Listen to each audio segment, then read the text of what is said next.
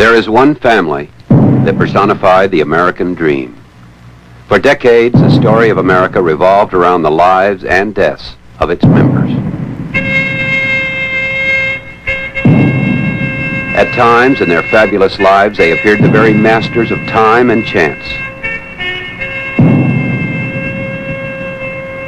Their triumphs and their tragedies have touched millions.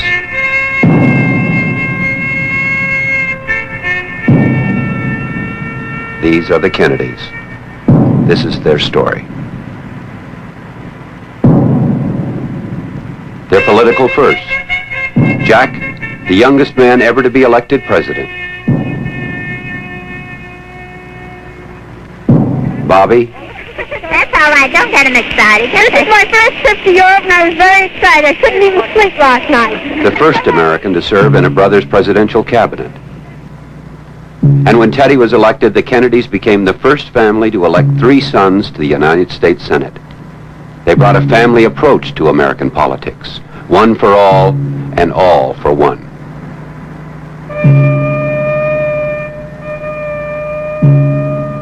Politics, the game with the highest stakes, was there to be mastered and won. A way to celebrate the Kennedy joie de vivre. They made it seem, in a world struggling for survival, that anything could be done, that anything was possible. What about setbacks and calamities? After one family tragedy, a reporter asked Brother Bobby if now the Kennedys would give up. He replied, "The Kennedys intend to stay in public life. Good luck is something you make. Bad luck is something you endure." And it was that view of life and death that sustained Joseph P. Kennedy Sr. in his hours of grief. His firstborn, Joe Jr., crashed to his death in World War II.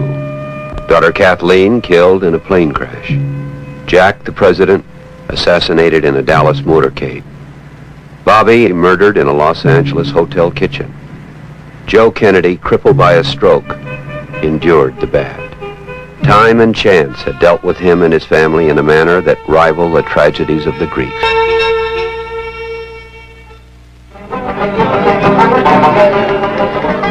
Joseph P. Kennedy's grandfather was an Irish peasant. He came to America during the potato famine of the 1860s in Ireland.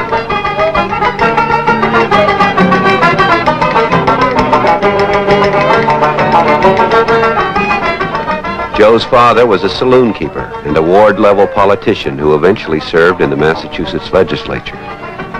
Joe would remember to his dying day the signs, "No Irish need apply." But he got a better start than most Boston Irish of his day.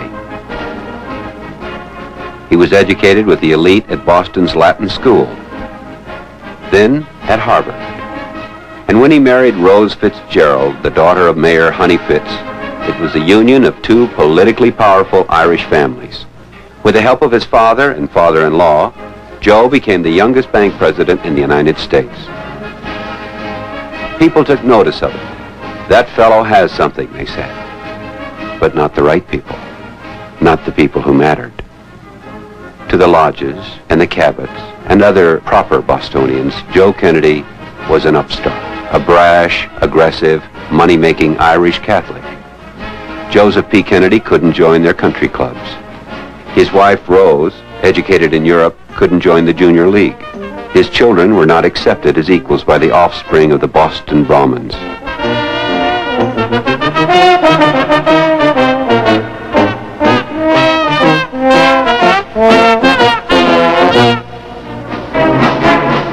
But Joe Kennedy believed in the American dream. He was out to prove it true. He had wit and charm and brains, and he had luck. During World War I, he became an executive in a shipyard, and there had his first encounter with Franklin Roosevelt, then Assistant Secretary of the Navy.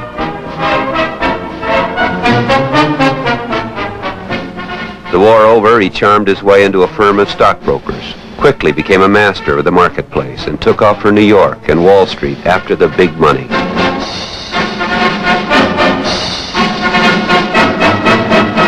Here again he learned and earned, but seemed still to be looking. Then came Hollywood. He refinanced major studios, produced films, met Gloria Swanson, formed a friendship and a company with her.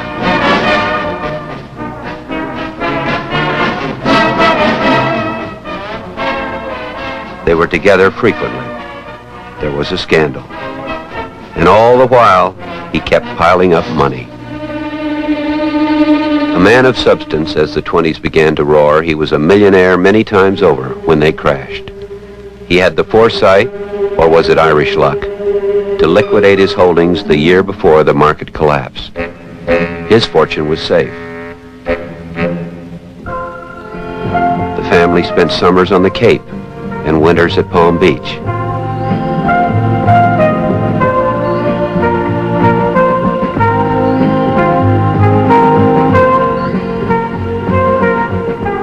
For the Kennedy family, life was unchanged. But Joe Sr. was worried about his fortune. Everywhere there were signs of chaos. The recovery promised by President Hoover was nowhere in sight. Close to 1,400 banks failed in 1930 alone. Soon, 16 million workers were unemployed. Foreclosures and evictions stirred ugly moods. Mobs in Washington. Riots. Upheaval. The rage of the people might bring everything down. He saw Franklin D. Roosevelt as a man who could save it all and set out to help him. Roosevelt needed a solvent supporter, a man of substance, and an Irish Catholic to neutralize his Irish Catholic competitor, Al Smith. Not to win votes alone, but to win in this crusade to restore America to its own people. Roosevelt welcomed him. Kennedy contributed $25,000 to the campaign, loaned the Democrats $50,000 more, collected another $100,000 from his millionaire friends. But still, he was an outsider. His money was welcome, but the idealists in the party were skeptical of a stock market operator. When Franklin Roosevelt became president, Joe Kennedy expected to be Secretary of the Treasury. FDR kept him waiting for a year and a half. Kennedy thought he had been taken. Finally, he was named chairman of the newly created Securities and Exchange Commission. A stroke of Roosevelt genius. Kennedy was perfect for the job. He knew all the tricks to catch the trickster. Against all enemies.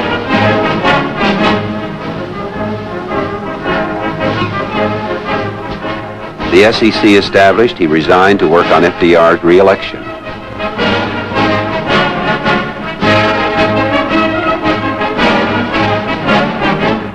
Then came the real reward for an Irishman from Boston. Roosevelt made him ambassador to the court of St. James. All right there, boys, it's late.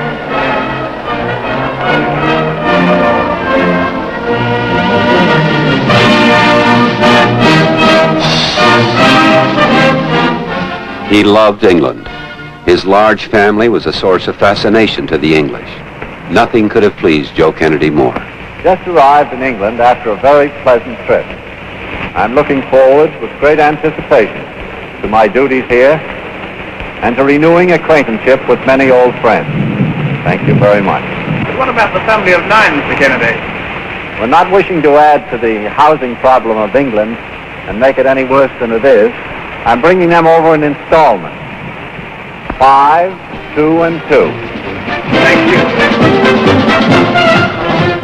Of all he had done, all that he possessed, nothing compared with his love for his family. There were plans for them, especially his firstborn, Joe Jr. Nothing would obstruct the path of his children. Everything would be placed at their disposal. What was needed was the proper upbringing, a good education, the will to win. Failure was not tolerated. Destiny must be actively pursued. If you used your head and you worked, you were sure to win. Competition created strength, assured excellence. The Kennedy children were in constant competition. It was an essential part of their upbringing.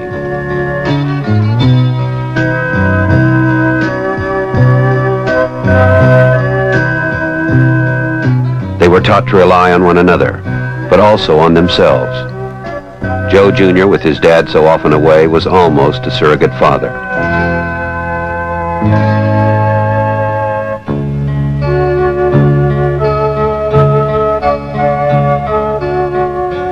But he and his mother worked within guidelines set by the father.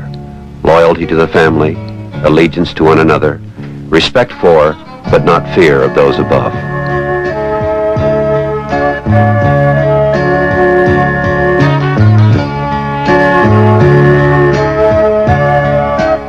Joe Jr. was the star of the family, and he patterned himself on his father. His ambitions, his conservative views, his pugnacious personality. He was bright, he was determined. He sometimes boasted that if his dad didn't precede him to the White House, he, Joe Jr., would be the first Catholic president.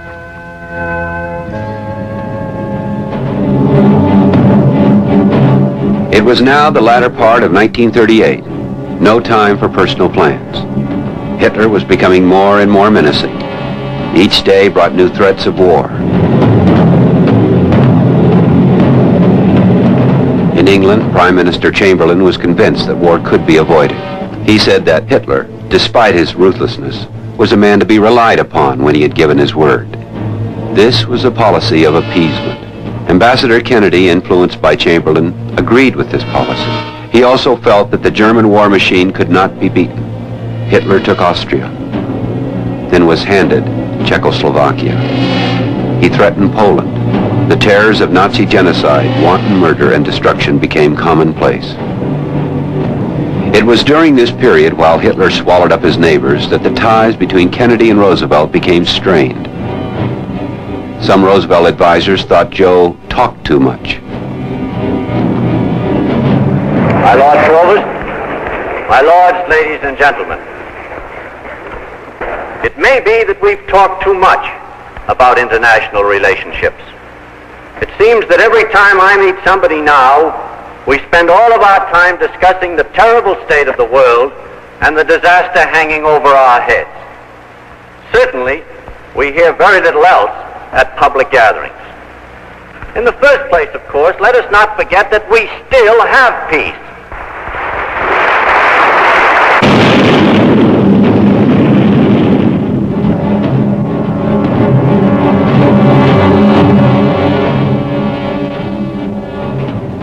The Nazis invaded Poland. England declared war. Kennedy phoned Roosevelt at 4 a.m. in Washington, awakening the president with the news. Upset and gloomy, he was predicting chaos and anarchy, no matter who won.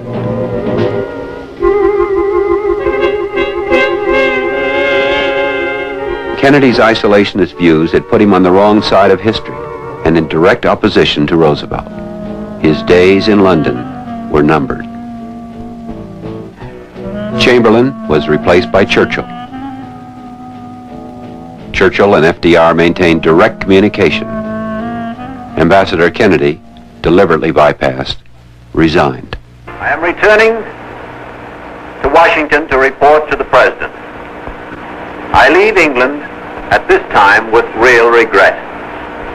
When I went to school, we were taught that the great courage of the world was Spartan courage. But your exhibition will certainly earn you a great page in history, and we'll have it talked about for centuries to come. British courage.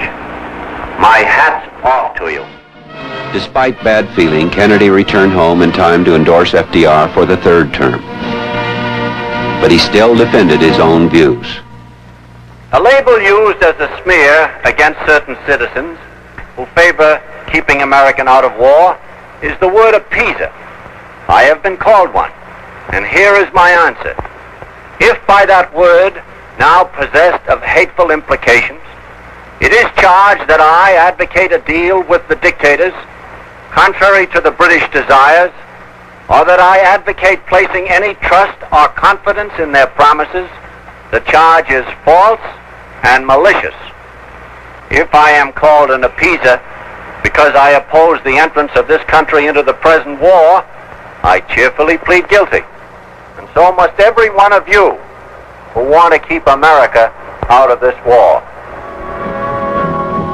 Kennedy had many reasons for opposing the war. Two important ones were his eldest sons.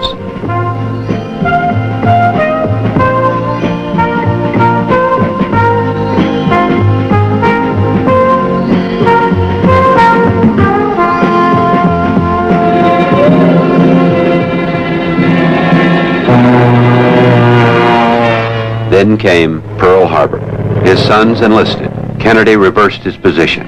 He fired off a telegram to Washington offering his services. But Roosevelt had no place for Joe Kennedy. December 7th, 1941, a date which will live in infamy. The United States of America was suddenly and deliberately attacked by naval and air forces of the Empire of Japan. Kennedy's public life had come to an abrupt halt. But the dream remained, his sons remained. It wasn't the end, it was just a setback. His son Joe would go off to fly dangerous missions. Son Jack to the Pacific, commander of a PT boat.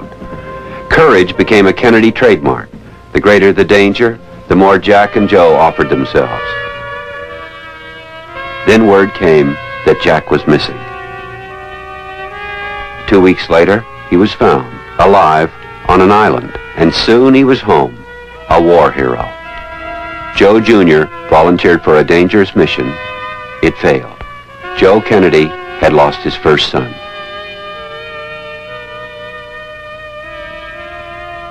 The plane, full of explosives, had blown up shortly after takeoff.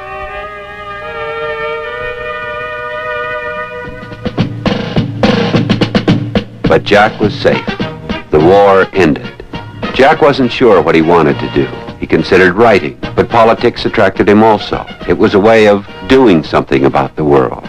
His father helped him decide. He ran for Congress. As Joe put it, I got Jack into politics. Joe Jr. was dead. It was Jack's responsibility to run. He didn't want to. Felt he didn't have the ability. But I told him he had to.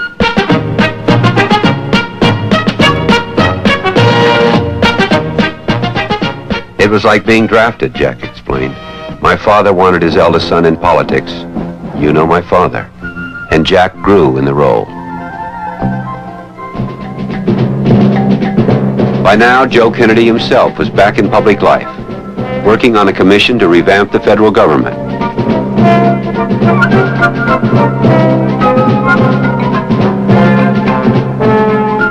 In his 6 years as a congressman, Jack's politics were basically conservative.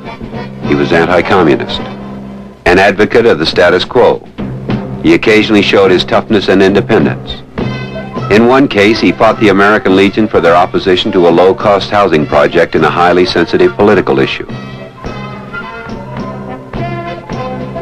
Building his image with care, he wanted to be more than a congressman. Henry Cabot Lodge was running for re-election to the Senate from Massachusetts. The Kennedys thought he could be beaten. Lodge, confident of his own election, would be running the Eisenhower campaign. As we approach the Republican National Convention, it becomes increasingly apparent each day that Eisenhower will be overwhelmingly nominated on an early ballot. If I were guessing, I would say the second or third. One thing I will flatly predict, now. Here was an opportunity for Jack to become a national figure and to beat out the elite of Boston, the Cabots and the Lodges. As Lodge played national politics, Kennedy zeroed in on the local issues. But things were not going well. The polls showed Lodge ahead. A strong hand was needed, one that could handle all the elements, including Joe Sr., whose old political cronies were out of touch with the times. The obvious man to take over was Bobby. He gave up his job in the Justice Department to run the campaign. Working tirelessly with consummate skill, they built a new kind of political organization flooded with youth and vitality. Soon the tide turned. On the national level, Eisenhower was enchanting the voters. Lodge was right there beside him, listening to the cheers. Ike was headed for the White House, but Lodge was headed for disaster. Jack Kennedy had become a relentless campaigner. Each day he looked more and more the winner. Each Kennedy, a reporter wrote, takes pride in the achievement of the others. This was a tremendous asset.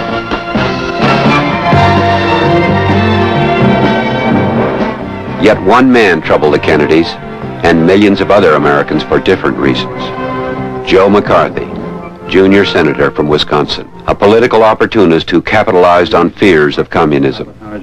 Professor Owen Latimer spoke out against McCarthy and his methods. That these innuendos have had on the success of my mission and the foreign policy of the United States.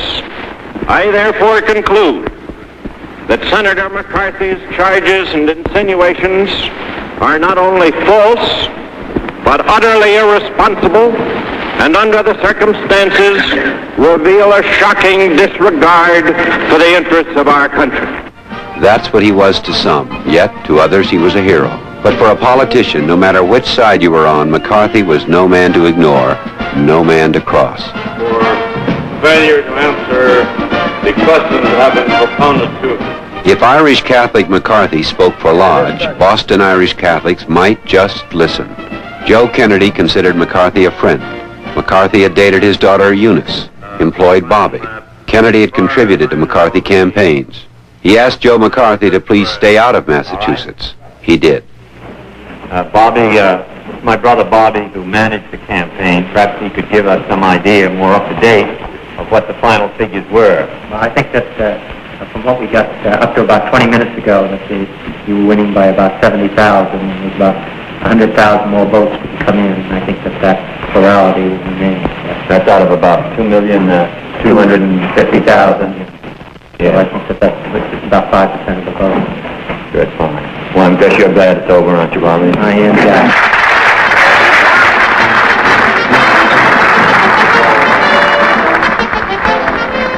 The distance between Boston and the White House had shrunk significantly, and the lodges had been set back. It was a double victory. The following year, Jack married. He had met Jackie before the 1952 campaign, but the plans were kept secret. Jack was getting grand publicity as Washington's most eligible bachelor. National magazines competed to feature him on their covers. The announcement of their engagement was postponed so as not to spoil a cover story. Soon Jackie was part of the Kennedy clan, and she became her own kind of story. We went to Acapulco, Mexico. Do any fishing? Yes, my husband caught a 10-foot sailfish, which he has in his office. A real prize catch. Did you help him haul it in? Well, not really, but I was in the boat. All I did was pour water on him. You poured water on him? Yes. You say him, you mean the fish? Well, no, The fish just came? my husband. On your husband? Because it was so hot in that boiling sun, and he had to fight the fish for about 3 hours. So I just stayed there pouring water on him. Jack was becoming a national figure. He backed Adlai Stevenson for the Democratic presidential nomination. Stevenson, recently divorced, felt a Catholic spokesman would be useful. He also wanted an up-and-coming young Democrat. He chose Jack to make the nominating speech.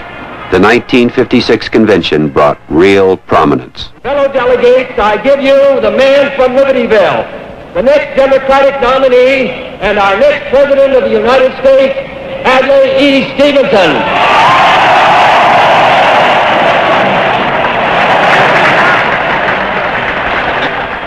At this point, Jack made a wrong move. Adlai Stevenson threw the choice of his vice president to the convention. Jack jumped for it, against his father's advice, and he missed. Joe Kennedy thought Adlai couldn't win and didn't want the defeat blamed on Jack. Jack was disheartened. Mr. Chairman, with thanks to this great free democratic convention, I request that my name be withdrawn in favor of my colleague, Senator Estes Kefauver. Hello. Surprise. He didn't like losing, but in the process, he had tested himself on the national scene and set his aim directly on the presidency.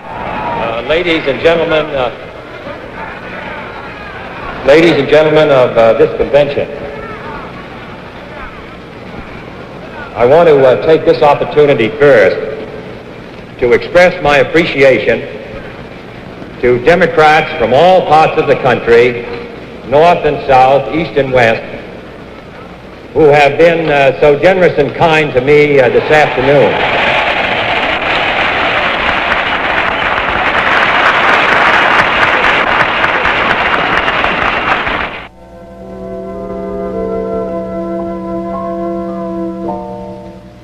The following year, his daughter Caroline was born.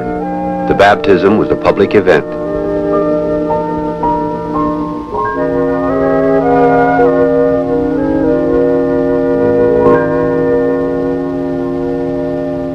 Then Jack ran for re-election to the Senate.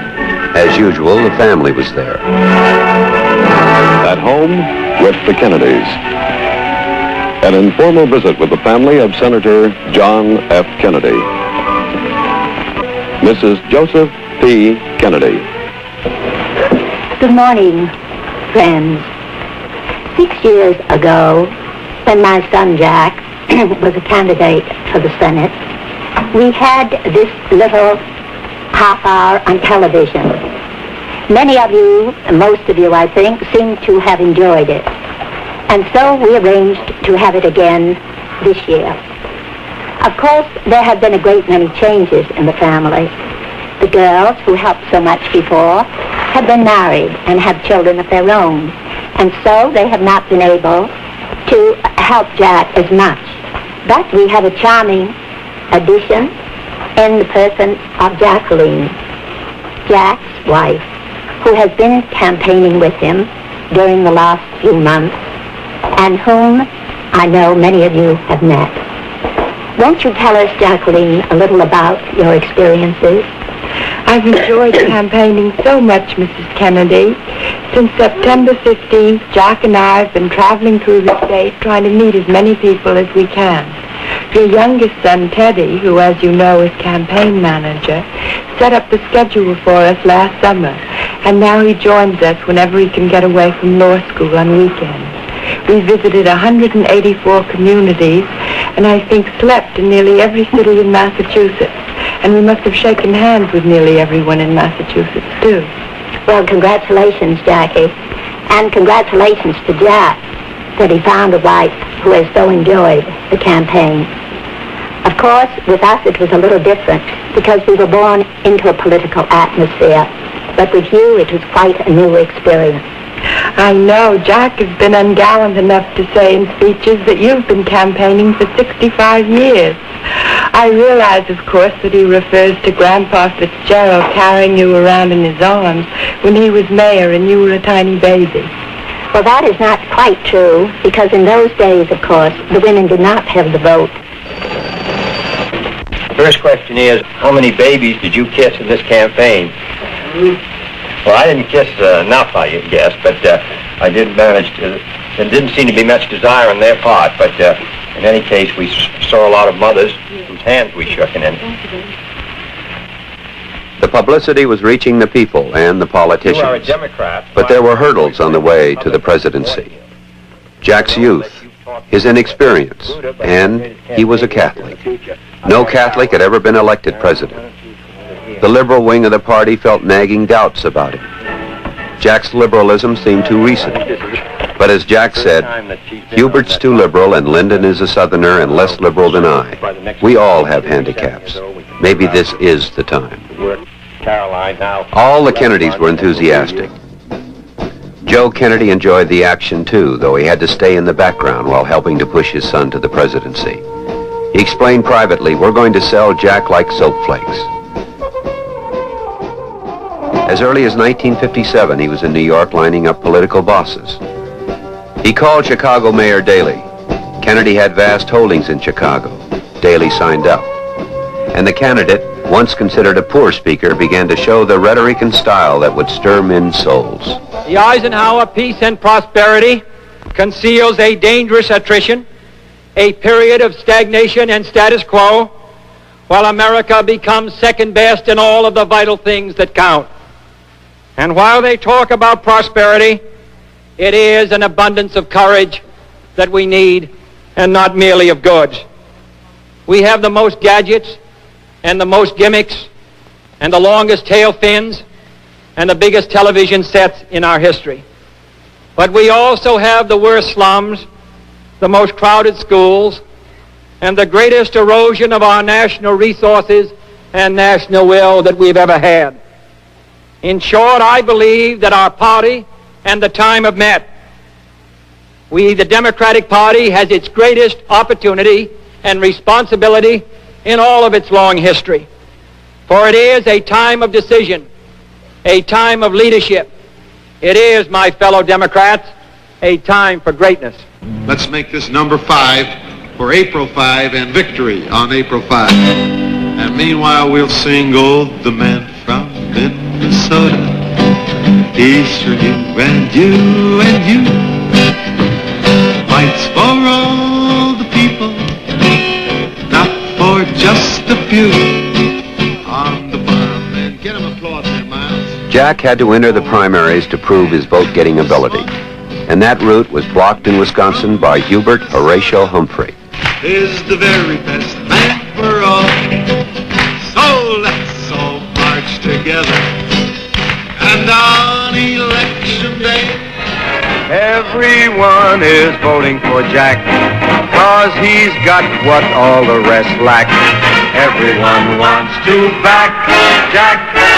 Jack is on the right track, 'cause he's got high hopes. He's got high hopes. This was Humphrey's backyard, full of farmers he had helped for years. A Humphrey victory here would be a major blow to Kennedy's campaign, if not the end. But there was no other way. The convention delegates, the party pros, and the liberals all had to know Jack Kennedy was a candidate who could win. I do believe it is, because I think that if I were unsuccessful here, I think it would be very difficult to be nominated. And I think if we win here, I think we'll be in a stronger position. K-E-double-N-E-D-Y. Jack's the nation's favorite guy. Everyone wants to back Jack. Jack is on the right track, 'cause he's got high hopes. It's been a good campaign in many ways, even though we've had a little difficulty getting our opposition to want to discuss the issues.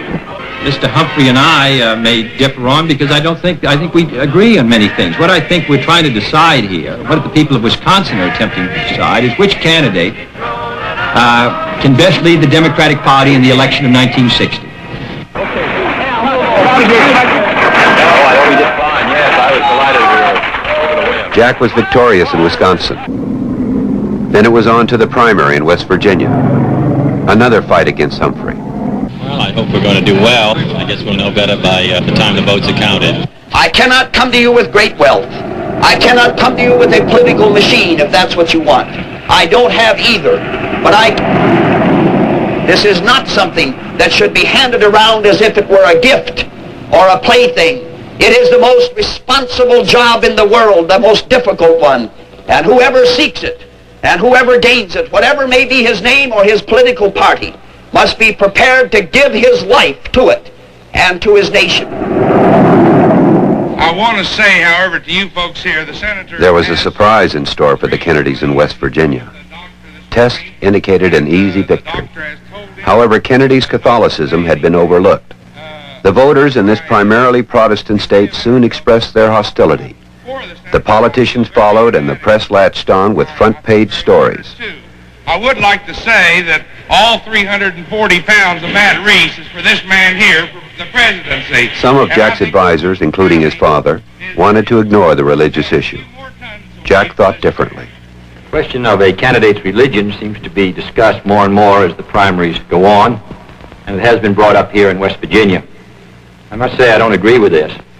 I think the United States Constitution settled this whole matter of religious freedom far better than we can today. It provided it in two ways. First, in Article 1, it provided for the separation of church and state. And secondly, Article 6, it provided that there shall be no religious test for office. I hold that view. I came to West Virginia of my own free choice. It happens to have probably the fewest of my co-religionists of any state in the United States. But I'm running for the presidency not on this question. I'm running because I think it's a most serious time in the life of this country. The overriding issue of the campaign became religious tolerance. A West Virginian could demonstrate his tolerance only by voting for Kennedy. The issue drawn, the tough Kennedy team attacked Hubert as a puppet and tried to cut off the flow of his campaign money.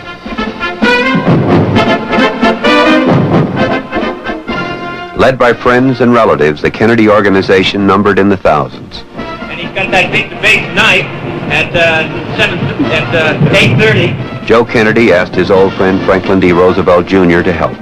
FDR was a hero to West Virginian miners. Franklin Jr. told the voters that Jack, not Hubert, was in the tradition of FDR. No money for television, no money for printing. I say, where are the buttons? We have no money. So I say, all right, we'll just knock off the whole day, cancel out the program, and we'll get on this telephone. I'll call my friends in Minnesota. We'll call them in New York. We'll call them in Washington. We've got to raise the money. The investment and the strategy paid off. Humphrey had been swamped. By convention time, Kennedy was the obvious frontrunner. But Adlai Stevenson and Lyndon Johnson were still in the way. An enthusiastic last-minute Stevenson rally at the convention failed.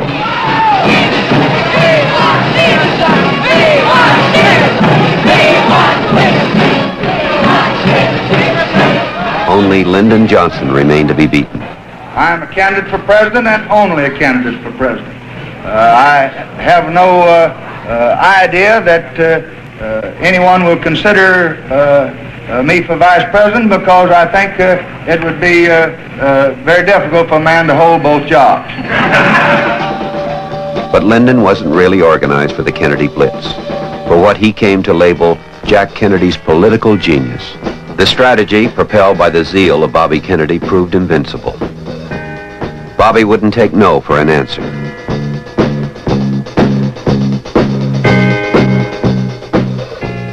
He begged, threatened, cajoled, and charmed. He browbeat and intrigued. He was a man obsessed. His singleness of purpose brought a reputation for ruthlessness and enemies, among them Lyndon Johnson, who had no great love for the Kennedys. Bobby tried to keep Johnson off the ticket. He thought Johnson would harm Jack's chances. Jack's appraisal was different. Johnson, he decided, was of utmost importance to the ticket. Without him, it would be difficult to fight Nixon in the South. The liberals might object, but this was a risk he had to take. After giving the matter careful consideration, I felt it as my duty to accept. It's with my knowledge and consent that I'll be nominated this evening. There were those who said it required considerable pressure to make you determined to join Mr. Kennedy. Is that true? No, that is not true. I'm very proud to be on the ticket with Senator Kennedy. I don't submit very easily to pressures, and I've had no pressures in this connection.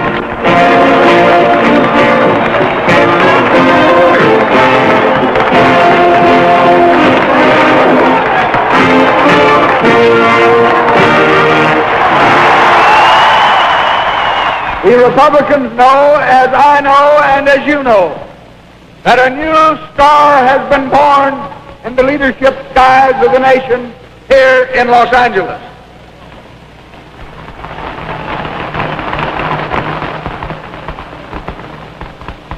I know when I see political genius, and I have seen it in my friend John F. Kennedy.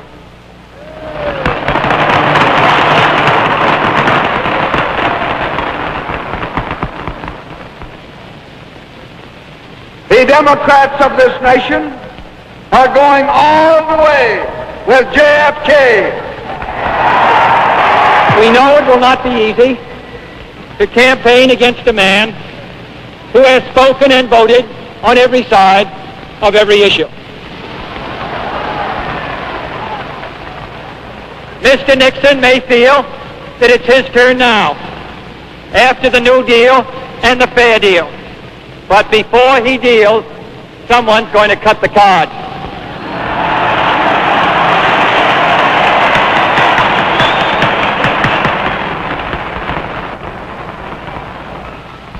That someone may be the millions of Americans who voted for President Eisenhower, but would balk at electing his successor.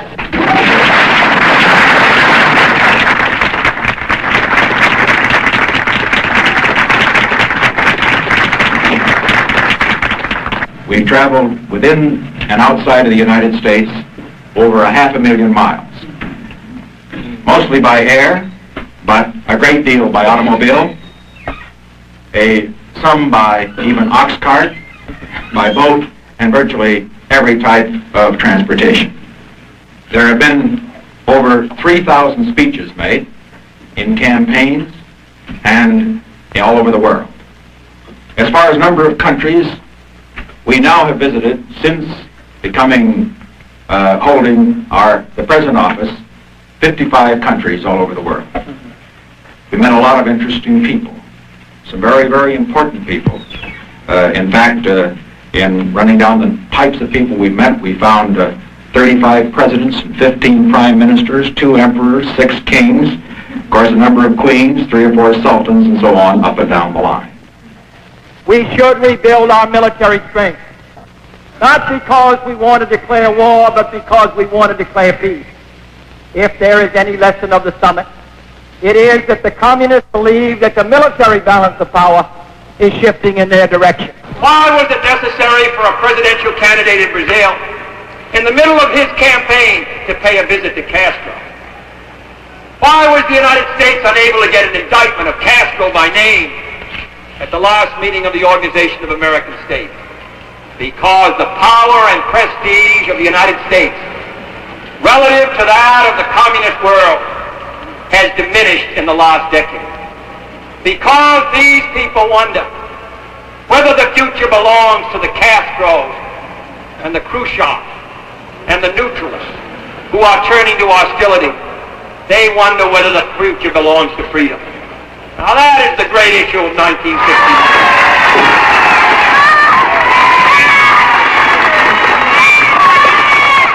Can you imagine if this country elects a Democratic House and a Democratic Senate and elects Dick Nixon, Republican President of the United States? And then Lyndon Johnson and Sam Rayburn go over to meet with him as the leader of the Congress and sit down with Dick Nixon, who in 1952 said Adlai Stevenson had a degree from the Cowardly College of Containment. In 1954 called Truman a traitor. In 1960 called me a liar. In 1960 called Lyndon an ignoramus. Lyndon says he called me one. No, I say he called Lyndon one. He called me rash, imprudent, reckless, naive, and uninformed, but he called Lyndon an ignoramus. You think he's going to go down and work with him? I don't care how many rescue squads they send to help Dick Nixon travel around the United States. I don't care if Cabot Lodge and Nelson Rockefeller and Barry Goldwater all prop him up and push him forward, and I don't care if they add Dewey, Landon, and Hoover to advise them how to win. The people of the United States in this last week have finally caught up with the promises that have been made by our opponents. They realize that it's a modern medicine man show, a Pied Piper from Boston, and they're not going to go down that road.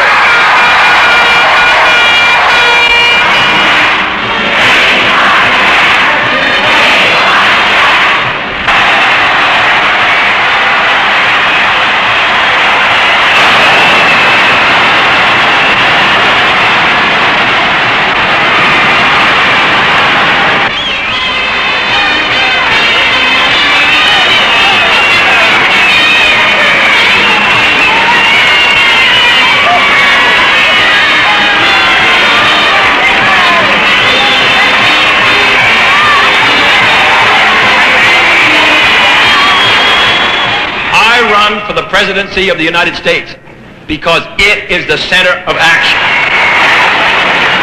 I run against a candidate who reminds me of the symbol of his party, the circus elephant, his head full of ivory, a long memory and no vision, and you have seen elephants being led around the circus ring. They grab the tail of the elephant in front of them.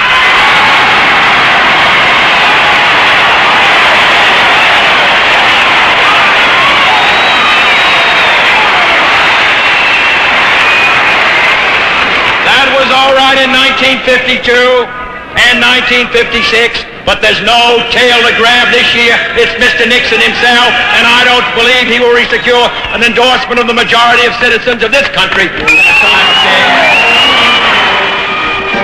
Jack Kennedy was elected President of the United States in 1960. The victory margin was slim, less than 120,000 of 68 million votes cast. Johnson had been an inspired choice. Mayor Daley and his political machine a blessing. Minorities had been instrumental in the victory, but it was going to prove difficult to meet their expectations.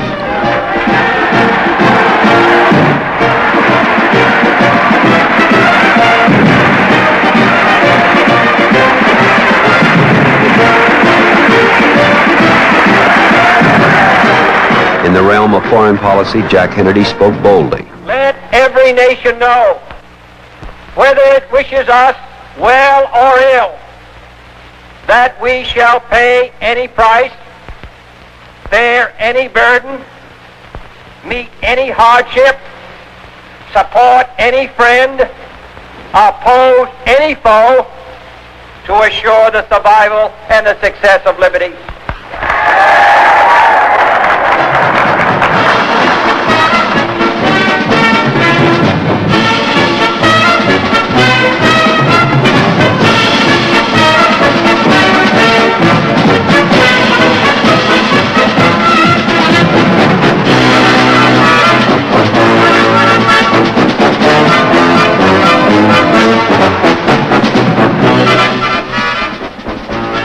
Under Kennedy, government became a family affair. Brother Bobby was appointed Attorney General, and that caused eyebrow lifting. But then Teddy, just turned 30, announced himself a candidate for Jack's Senate seat. The older brothers were embarrassed, but their father backed Teddy's decision. And then there was Sergeant Shriver, a son-in-law. First time in 2 years, when the phone rang, was the president on there, and he called a couple of times, and finally my wife said, "Sarge, you've got to talk to Jack now. Remember, he's the president." And so I said, well, all right, I will. So about the third time I got on the phone, he said, listen, you've got to come down here to Washington to run the Peace Corps. I said, well, Mr. President, you know, I don't know anything about any Peace Corps. And he said, well, that's all right, neither does anybody else. And I said, but yes, but remember all the political debts you incurred during the campaign. Why don't you give this job to one of your political friends? He said, listen, Sarge, the truth of the matter is that everybody thinks the Peace Corps is going to be one of the greatest fiascos in history. If it turns out that way, it's much easier to fire a relative than a political friend. First, I want you to meet the lady who started it all. I feel that parents should be responsible for their children, so we really can blame our first guest for the way hers have turned out. May I introduce to you the head of the most successful employment agency in America, Mr. Joseph.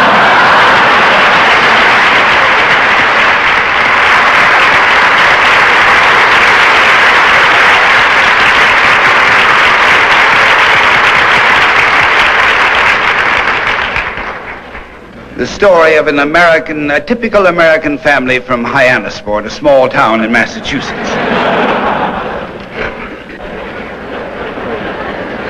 And the next seems like carrying coals to Newcastle because she is our secret weapon, our universal ambassadress, whom the people of France affectionately call Madame la Présidente, Jacqueline Kennedy.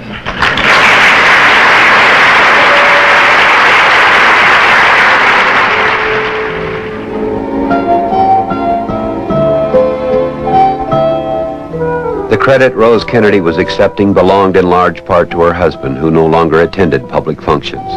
At 71, his son in the White House almost a year, Joe Kennedy suffered a crippling stroke. His capacity to speak had been impaired, but he could still think clearly. He spent his time keeping track of his successful sons, even helped Teddy when he ran in '62. Fidel Castro and Cuba had been a campaign issue for Kennedy, what he called incredible Republican blunder, inaction, and failure in foreign policy.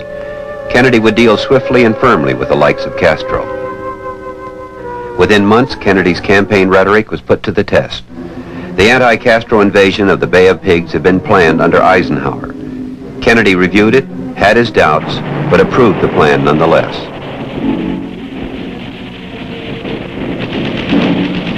The American-backed Cubans didn't have a chance. They were flattened on the beach, forced into ignoble surrender. It was a monumental fiasco from start to finish. It made Kennedy seem rash, naive, imprudent, and uninformed, and in his area of self-proclaimed expertise in foreign policy. I not only could not stifle controversy among your readers, I welcome it. This administration intends to be candid about its errors. For as a wise man once said, an error doesn't become a mistake until you refuse to correct it. We intend to accept full responsibility for our errors, and we expect you to point them out when we miss them. Within months, Kennedy kept an appointment in Vienna with the head of the Russian state. Some had suggested the summit conference be postponed to allow the Bay of Pigs to recede into history. Kennedy elected to go. The meeting in Vienna, planned to ease East-West tensions, achieved the very opposite. The city of Berlin, divided between East Germany backed by Russia and West Germany backed by the United States, was a sensitive spot. At the meeting, Khrushchev proposed an immediate treaty affecting Berlin and threatened to sign unilaterally if Kennedy did not agree on his terms. Kennedy was firm in his answer. Berlin would not be abandoned, and he would not accept an ultimatum. Khrushchev said that the Soviet Union's decision was irrevocable. He would sign in December. Kennedy answered, "It will be a cold winter." I will tell you now that it was a very sober 2 days. There was no discourtesy, no loss of tempers, no threats or ultimatums by either side. No advantage or concession was either gained or given. No major decision was either planned or taken. No spectacular progress was either achieved or pretended. And brought troops down the Autobahn from West Germany into Berlin. Americans were told frankly that atomic war was possible. A dictator has a position that the leader of a free society does not have. And he can continue to push. If he miscalculates, and that's the great danger in all of these matters, in dealing with a dictator, if he miscalculates, the world could be destroyed. I would hope that within the last few weeks he's come to the realization that the president and the free world are willing to use nuclear weapons to preserve our position in Berlin, to ensure that the people of Berlin remain free and that we have access to that city. Some Americans took their government's advice and built fallout shelters.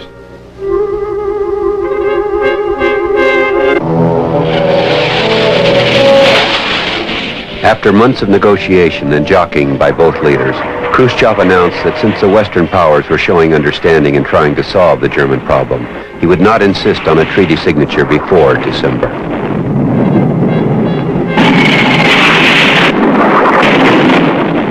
The world breathed a sigh of relief. But the contest between the great powers was not over.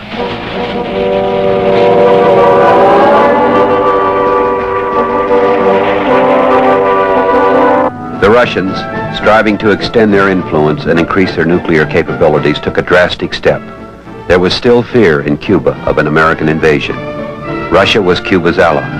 Khrushchev, known for his willingness to gamble, sent missiles with nuclear warheads.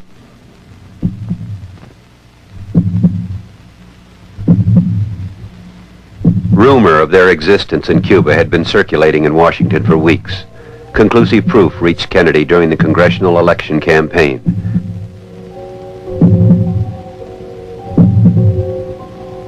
From the beginning, Kennedy said he must respond to the Russians. One had to act. But what were the options?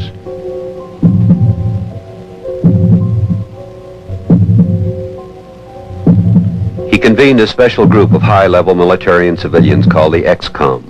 Gathered at the White House, they asked themselves what really had changed. In an atomic war, a missile launched from Moscow is as deadly as one launched from Havana. Maybe nothing had changed, and therefore nothing should be done. Military advisors said bomb out the Cuban missiles. Congressional leaders were talking military action. McNamara proposed a blockade of Cuba to prevent delivery of any more Russian arms. A gesture intended to give the U.S. time to make its position clear and to give Khrushchev time to reconsider what he was doing. Bobby Kennedy supported the blockade strategy. He opposed an airstrike, saying Sunday morning sneak attacks were not part of the American tradition. He led the way towards more moderate action. The blockade was ordered, and Khrushchev told that the missiles in Cuba must be removed. The hours crept by, the world poised on the edge of atomic holocaust. Then 2 letters came from Khrushchev, each offering to remove the missiles if the United States met certain conditions. The offer of Khrushchev's first letter was accepted. The United States would formally and publicly agree not to invade Cuba. But as for the demand in Khrushchev's second letter, for the removal of U.S. missiles in Turkey, Bobby explained that President Kennedy had been anxious to remove these missiles for a long period, but there would be no public commitment to remove them. Khrushchev accepted. The Russian ships turned around in mid-Atlantic. The missiles were withdrawn, the bases dismantled. The United States, led by its president, had been firm, forbearing, and prudent.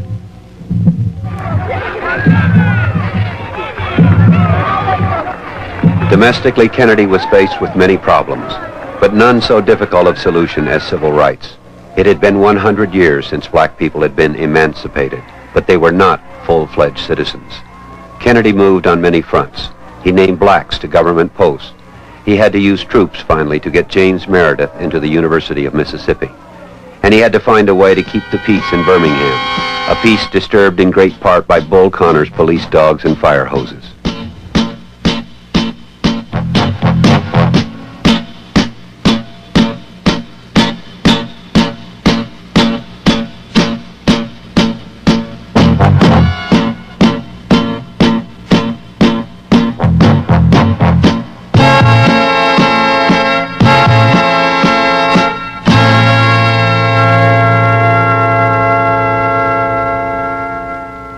Instructed Secretary of Defense McNamara to alert units of the armed forces trained in riot control and to dispatch selected units to military bases in the vicinity of Birmingham. Finally, I have directed that the necessary preliminary steps to calling the Alabama National Guard into federal service be taken now, so that units of the Guard will be promptly available should their services be required.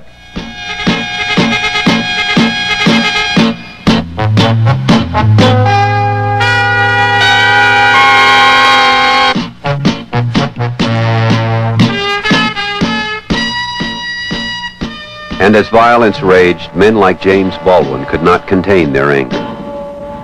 6 kids were murdered in Birmingham on a Sunday and in Sunday school in a Christian nation, and nobody cares.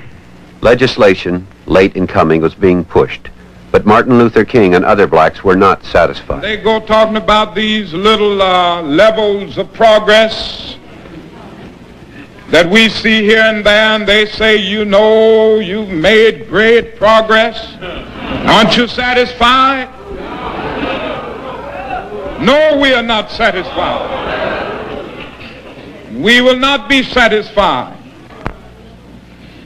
as long as Negro boys and Negro girls are forced to live life without dignity and without respect. We will not be satisfied. There was no easy solution, as America was yet to see. The first term was half over.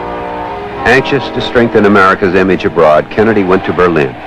He was pushing for accommodation with Khrushchev and an end to atomic testing. 2,000 years ago,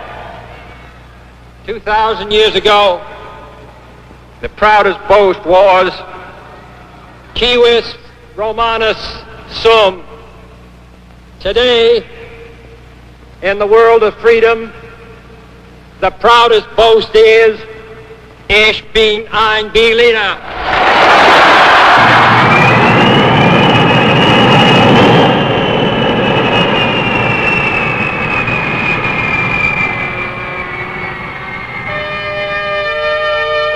It was time to get moving on the 1964 campaign. Toward the end of November, he went to Texas. On November 22nd, 1963, he spoke in Fort Worth. And as a result of the effort which this country has made in the last 3 years, we are second to none. In the past 3 years, We have increased the defense budget of the United States by over 20%. Increased the program of acquisition for Polaris submarines from 24 to 41. Increased our Minuteman missile purchase program by more than 75%. Doubled the number of strategic bombers and missiles on alert. Doubled the number of nuclear weapons available in the strategic alert forces. Increased the tactical nuclear forces deployed in Western Europe by over 60%. Added 5 combat-ready divisions to the armies of the United States and 5 tactical fighter wings to the Air Force of the United States. Increased our strategic airlift capability by 75% and increased our special counterinsurgency forces, which are engaged now in South Vietnam, by 600%. I hope those who want a strong America and place it on some signs will also place those figures next to it. Within hours, he was in a motorcade in Dallas. The crowds were mostly friendly.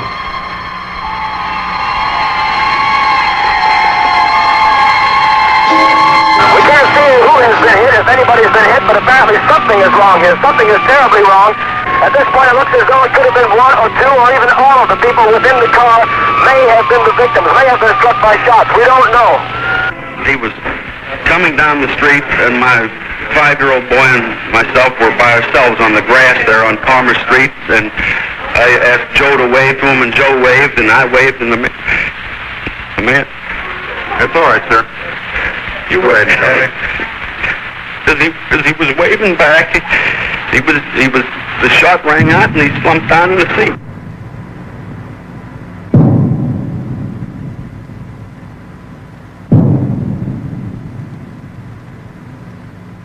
It fell to Ted Kennedy to break the tragic news to his father.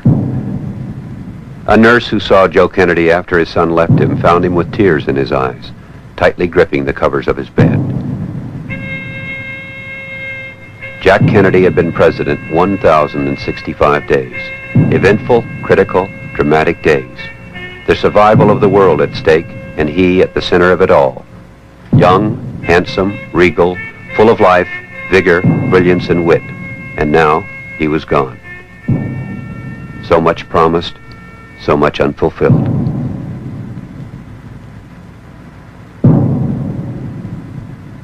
Throughout the world he was mourned, and it seemed his untimely end was more than the wanton murder of a man, more than the senseless slaughter of a president.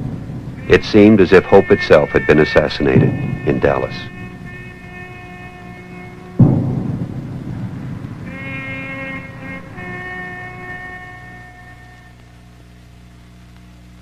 It is my privilege and honor to introduce the man who stood closer to him in times of crisis and in times of fun than anyone else, his brother, Robert Kennedy.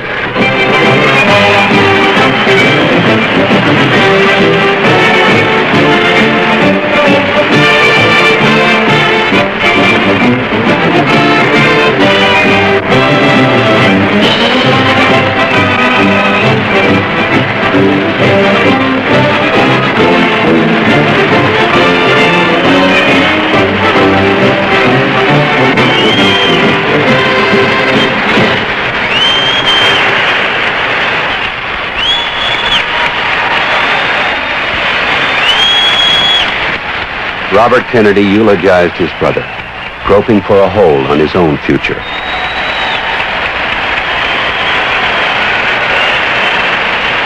It was expected that he would take up the torch. He was the heir to a growing legend. His brother had promised so much. Events had cheated him, had cheated those who had depended on him. It was inevitable that Bobby take his brother's place.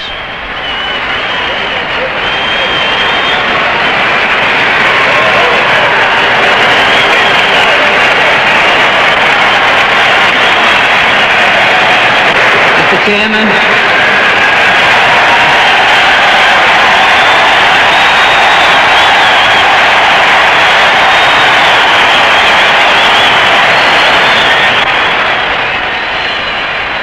His mountain climb symbolized his plans for the future.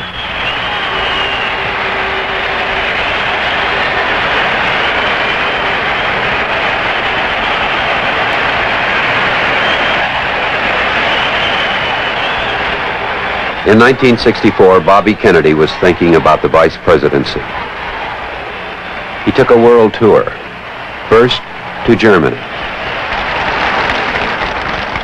President Kennedy clearly saw the qualities of citizenship that have made your city a password of freedom. He saw clearly the quality of strength. Then to Japan.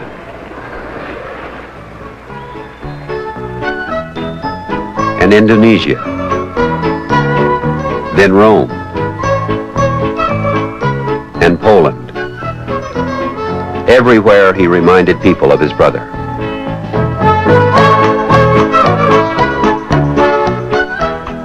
But Lyndon Johnson had no desire to have his administration sandwiched between Kennedys.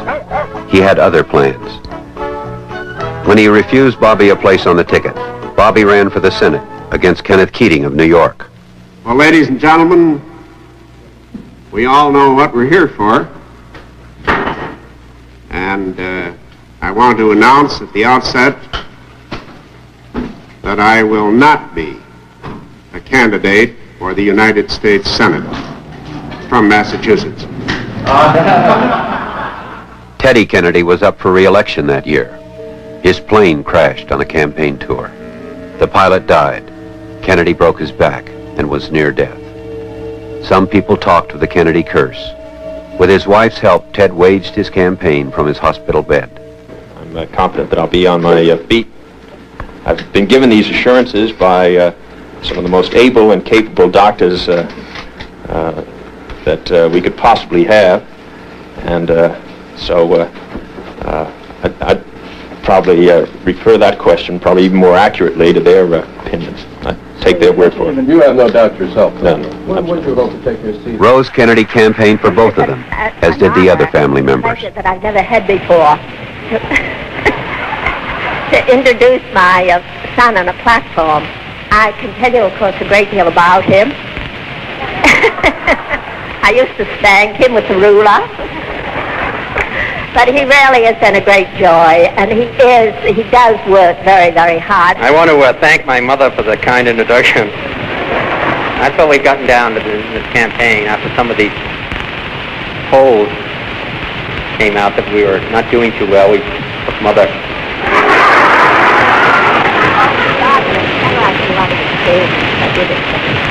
Yeah, I know. I'm going to tell them people.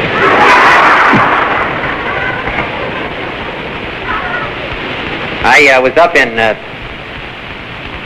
Syracuse, and the county chairman in Syracuse had been opposed to my nomination, George Van Lingman.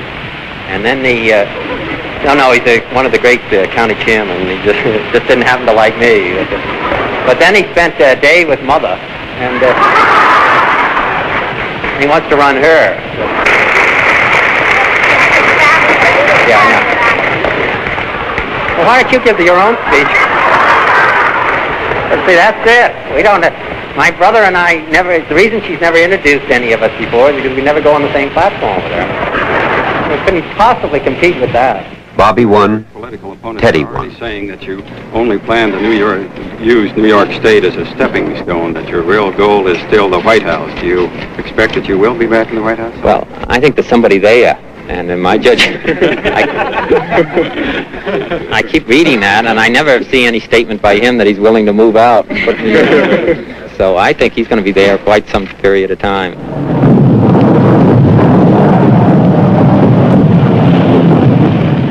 Meanwhile, the war in Vietnam had become America's war. To withdraw from our responsibilities would endanger free men and free women everywhere and would bring the hope for peace to an end. I don't believe that you want to do that. I believe in victory. The victory of love over hate. The victory of man's hopes over man's fears, the victory of freedom over tyranny. And I believe you... There can be no great disappointment where there is no great love. I'm going to remain on as a United States Senator representing the state of New York, and I'm going to support the Democratic ticket 1968 of President Johnson Hubert Humphrey.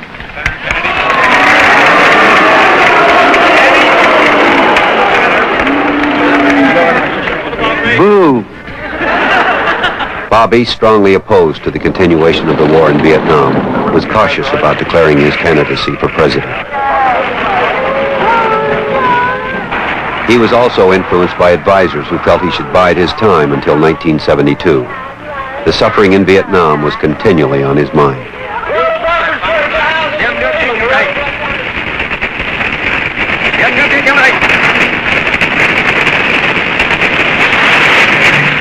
And having judged that the war in Vietnam was a mistake without precedent in our history, Senator Gene McCarthy was bolder.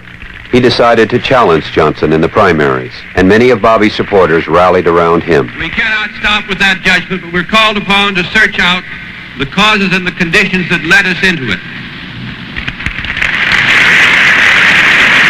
And this may require us to make the hardest and the harshest judgments about our national assumptions, about the institutions that embody them, and about some of the leaders who have become the spokesmen for this cause.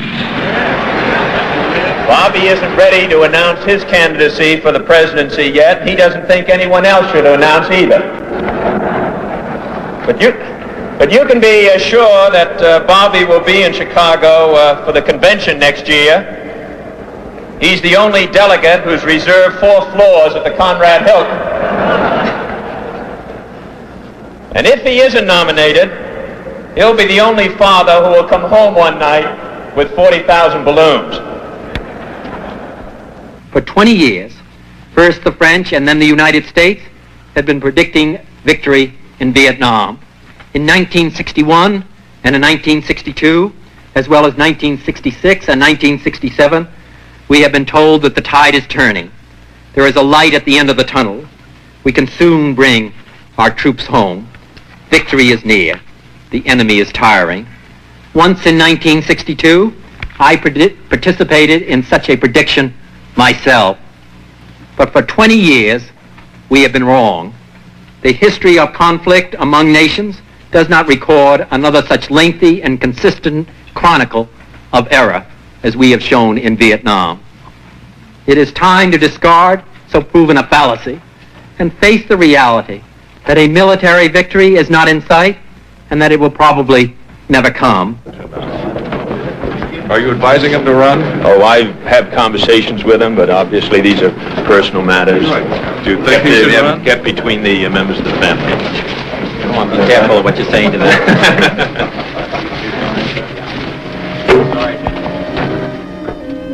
In New Hampshire, McCarthy scored the incredible upset. The war had made Johnson far more vulnerable than almost anyone had imagined. In the midst of the McCarthy campaign, Bobby decided to run for the nomination. I run for President of the United States, not because of the answers of the 1960s, or not because I was involved in government during that period of time, or pleased to be involved in government, but I run for President of the United States because I believe in the ideals of this generation of Americans, and I think we can do far better than neither we've done in the past.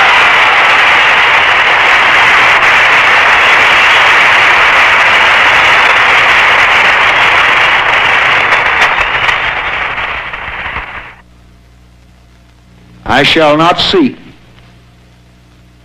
and I will not accept the nomination of my party for another term as your president. We can make changes. We can deal with the violence, but we can also make changes so that everybody has an equal opportunity, no matter where they live. Once in the race, Bobby began to gain on McCarthy. He had started late, but he was closing the gap and was headed for a Chicago convention and victory. His hat was in the ring, but like Jack 8 years earlier, he wouldn't put it on. It'll fall down over my ears, and then you'll be embarrassed that you gave me a hat that was too big. Let me try it on in form. It didn't let you leave Fort Worth without providing you with some protection against the rain.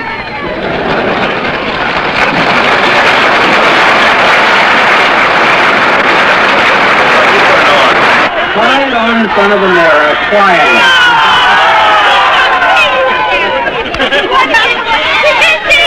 I'll meet you back. I'll meet you in Washington. And we'll do it.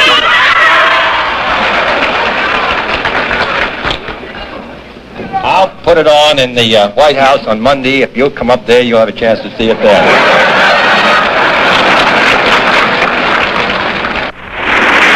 Like anybody, I would like to live a long life. Longevity has its place. But I'm not concerned about that now. I just want to do God's will. And He's allowed me to go up to the mountain. And I've looked over. Dr. Martin Luther King expired in the emergency room as a result of a gunshot wound in the neck. And further details will have to be obtained from the coroner's office. Martin Luther King dedicated his life to love and to justice between fellow human beings. He died in the cause of that effort. For those of you who are black and are tempted to be filled with hatred and mistrust of the injustice of such an act against all white people, I would only say that I can also feel in my own heart the same kind of feeling. I had a member of my family killed, but he was killed by a white man. But we have to make an effort in the United States. We have to make an effort to understand, to get beyond or go beyond these rather difficult times. My favorite poem, my favorite poet was Aeschylus. And he once wrote,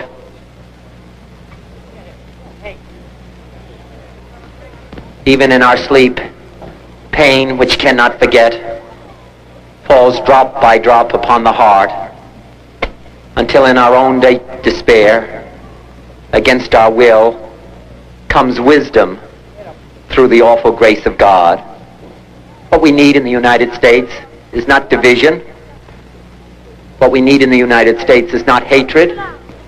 What we need in the United States is not violence and lawlessness, but is love and wisdom and compassion toward one another, feeling of justice toward those who still suffer within our country, whether they be white or whether they be black.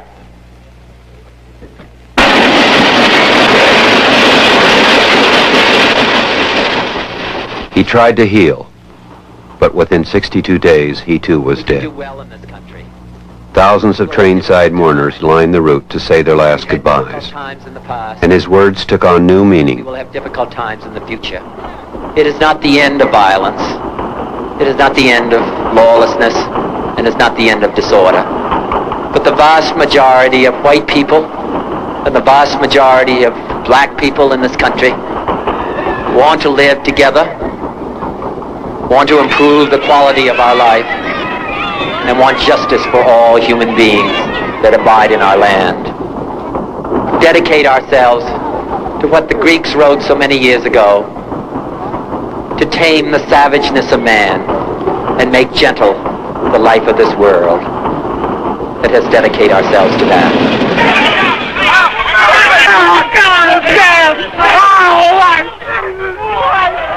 Shoot it! Please shoot it!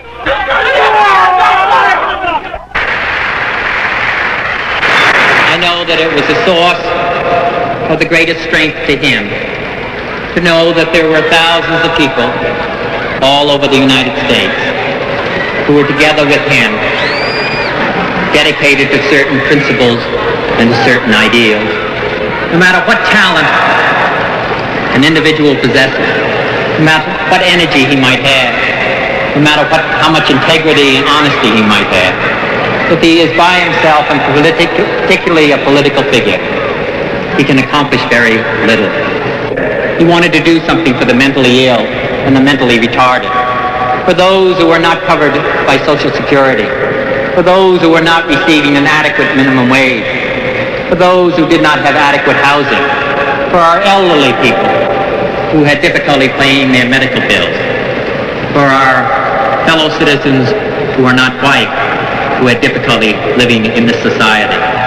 But I realized as an individual and really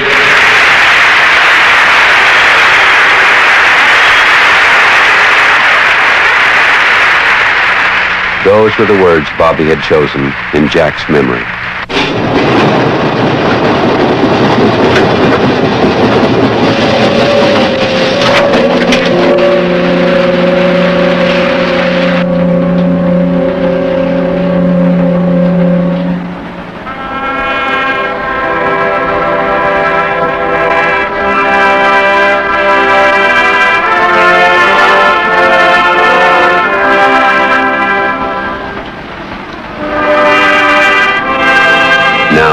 Ted's turn to speak of the dead. My brother need not be idealized or enlarged in death beyond what he was in life. To be remembered simply as a good and decent man who saw wrong and tried to right it, saw suffering and tried to heal it, saw war and tried to stop it. Those of us who loved him and who take him to his rest today, pray that what he was to us, what he wished for others, will someday come to pass for all the world. As he said many times in many parts of this nation, to those he touched and who sought to touch him. Some men see things as they are and say why. I dream things that never were and say, why not?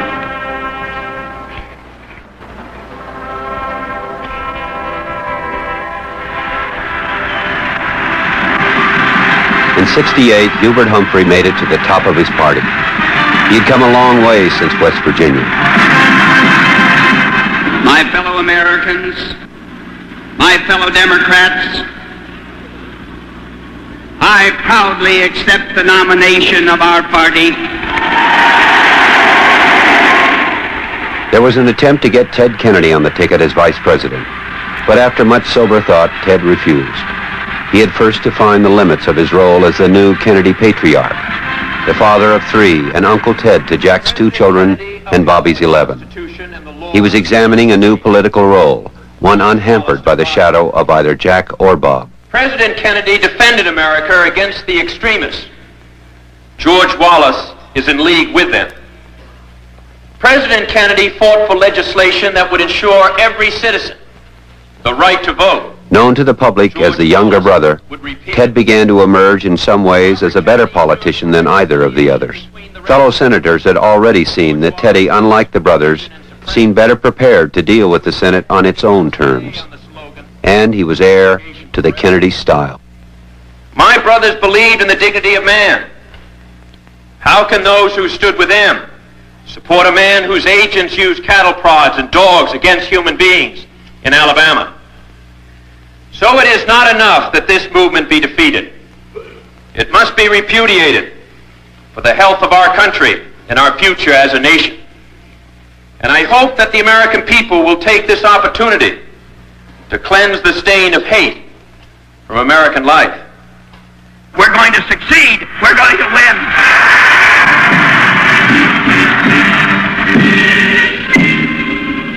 But Hubert's determination was not enough.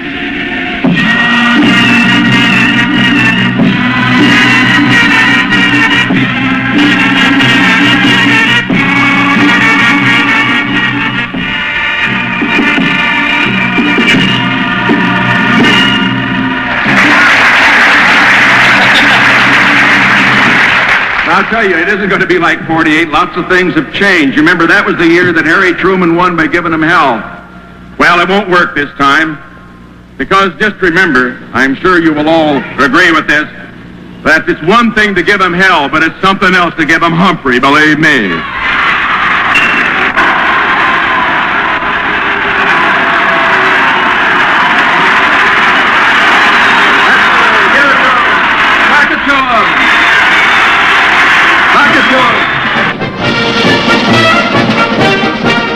Richard Nixon, victorious, had vanquished Humphrey and outlasted the Kennedys. While the Nixons settled into the White House, Ted and the remaining Kennedys addressed fundraising dinners to pay off Bobby's campaign debts. What'd I say? Sorry about that, Senator. Nice fellow. The senior senator from Massachusetts, Edward Moore Kennedy. Let me say, first of all, how much all of us appreciate the fact that you were here this evening.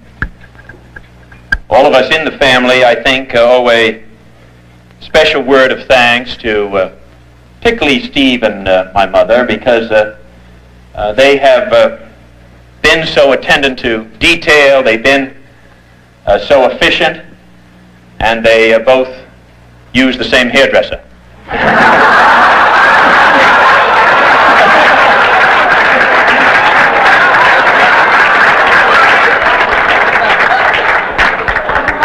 I said that minority leader. You fellas want to run him?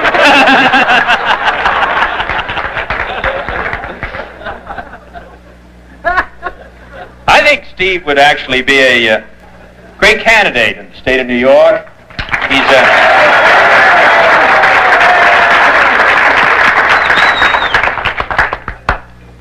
Irish Catholic, great name. He wears Italian suits. How can he lose?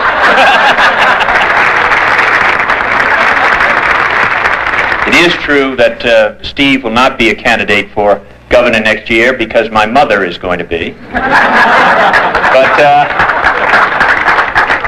let me just say, I wanted particularly Mother to come this evening because, as perhaps many of you remember, during the course of the hard-fought Indiana campaign, Mother came out there to Indiana. She made a remark at that time that someone asked her about the expenditures of funds, and Mother said, well, why shouldn't we spend it? It's our money. And so, Mother, it's particularly appropriate that you come here this evening to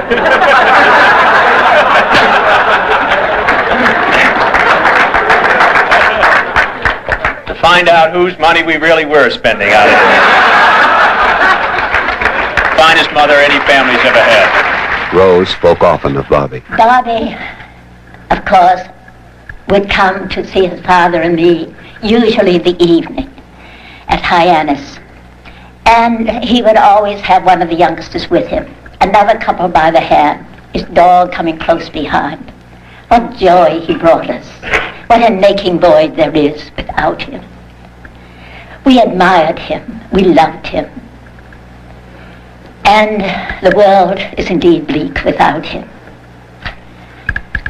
A devoted husband, a beloved son, an adored brother. I know I shall not see his like again. I envy you people who are watching this generation and have a chance to inspire them and help them become leaders. I envy you because it is through your guidance that they can gain the courage, the foresight, and the ideals, the dedication to ideals, which can be stimulated and mobilized and lead so much to the success of this country, this land which we love so well, Jack used to say. You have wept with us in times of sorrow, and you have rejoiced with us in times of triumph. For all these tributes of affection, we are deeply grateful. Then, in July 1969, tragedy struck again. On the island of Chappaquiddick in the dark of night after an evening of partying, Ted Kennedy drove his car up a narrow bridge into the deep water. His passenger, Mary Jo Kopechne, a former secretary in Bobby's office, drowned. Kennedy survived, but he had failed to report the accident to authorities until 9 hours later. The car that I was driving on an unlit road went off a narrow bridge which had no guardrails and was built on a left angle to the road. My conduct and conversations during the next several hours to the extent that I can remember them, make no sense to me at all. Although my doctors inform me that I suffered a cerebral concussion as well as shock, I do not seek to escape responsibility for my actions by placing the blame either on the physical and emotional trauma brought on by the accident or on anyone else. There is no truth whatever, to the widely circulated suspicions of immoral conduct that have been leveled at my behavior and hers regarding that evening. There has never been a private relationship between us of any kind. I know of nothing in Mary Jo's conduct on that or any other occasion. And the same is true of the other girls at that party that would lend any substance to such ugly speculation about their character. Nor was I driving under the influence of liquor. That winter, as a new generation of Kennedys walked the beach at Hyannisport, Joe Kennedy, so many joys turned to ashes, gave up his life. But for the others, life went on. Within months, there was a campaign for re-election to be waged, and won. Teddy faced his responsibilities and dealt with them. Well, I try and work hard in the United States Senate, and I work hard at what I'm doing, and I'm working hard in this campaign. But really, this is more of a benefit really to me. I've valued the contacts I've had with people over the course of this campaign, and I've learned a lot about their concerns and their interest. I think it's important for a public official to have this kind of a campaign of rubbing shoulders with the people, to listen to their concerns, to see the impact of a cut in Head Start program, or when they're cutting out a milk program, or the fact that the low-income housing or middle-income housing just isn't being built, or to meet the hundreds of senior citizens who can't get into a senior citizen program. And this humanizes the issues. It is now more than 10 years since John Kennedy told us to ask not what our country could do for us, but what we could do for our country. That was a phrase and a feeling that fired the imagination of an entire generation of Americans and of people around the world. For all our citizens, rich and poor, north and south, business and labor, we brought a new awareness of the purpose of America. We brought a new respect for our basic civil liberties. We brought a new compassion to the strong. We brought new hope to all the weak. The idealism we had before may be just a spark today, but it is still there, waiting for the call that can fan it back to life.